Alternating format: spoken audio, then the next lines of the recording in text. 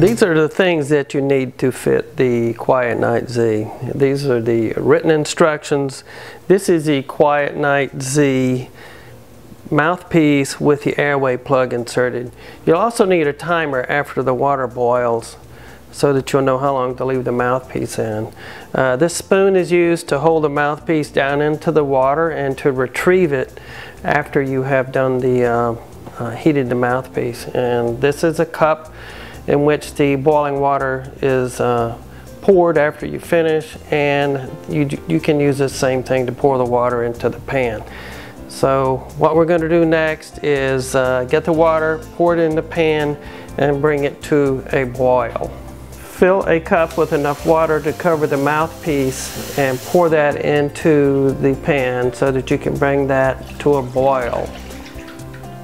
Bring the water to a boil and pour that water back into the original cup.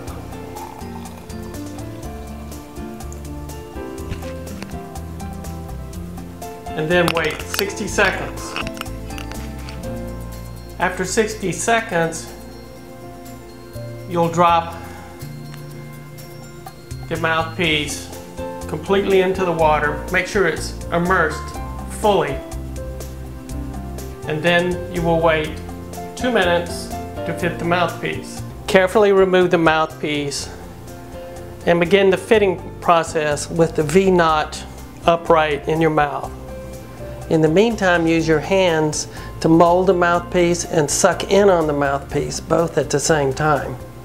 While the mouthpiece is being softened in your mouth, move the jaw forward. During this forward movement, you will see the white airway plug, the handle part, just lift up slightly.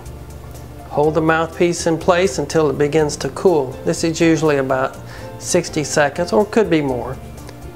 If necessary, the mouthpiece can be softened again for a few seconds in the warm water, the hot water, and reconfigured to fit a little bit more snugly, if that's needed.